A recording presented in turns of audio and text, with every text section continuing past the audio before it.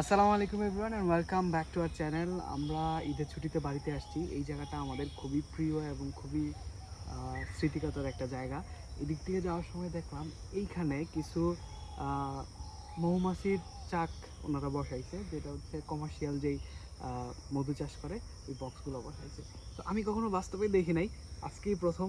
তো চলেন আমরা একটু দেখার চেষ্টা করি।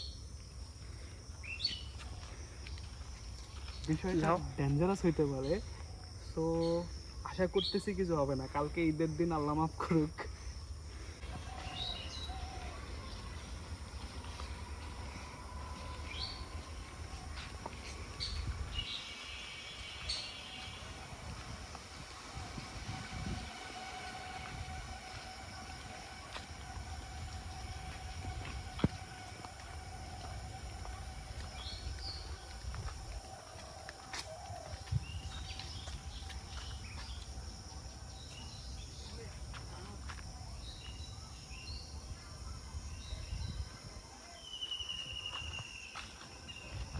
এই জায়গাটাতে ওনারা অনেকগুলা বক্স বসাইছে, আর একদম শুরু থেকে শেষ পর্যন্ত অনেকগুলা বক্স। একটা অনেক বড় বক্স আছে, আমার মনে হচ্ছে এটা হচ্ছে রানী মৌমাছির বক্স।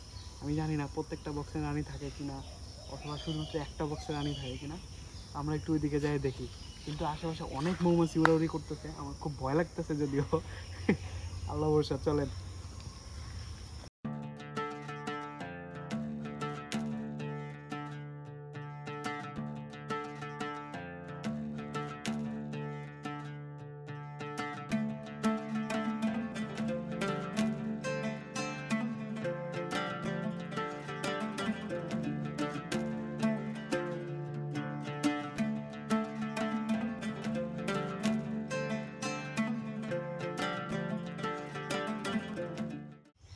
আচ্ছা, মৌমাছি চাকের মধ্যে তিন ধরনের মৌমাছি থাকে।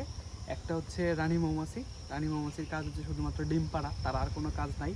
আর দ্বিতীয়ত হচ্ছে পুরুষ মৌমাছি, বা এটাকে ড্রোন মৌমাছি বলে। আর তৃতীয়ত হচ্ছে কর্মী মৌমাছি। মূলত মৌ বা মধু সংগ্রহ করার যে কাজটা, এটা শুধুমাত্র কর্মী মৌমাছি করে।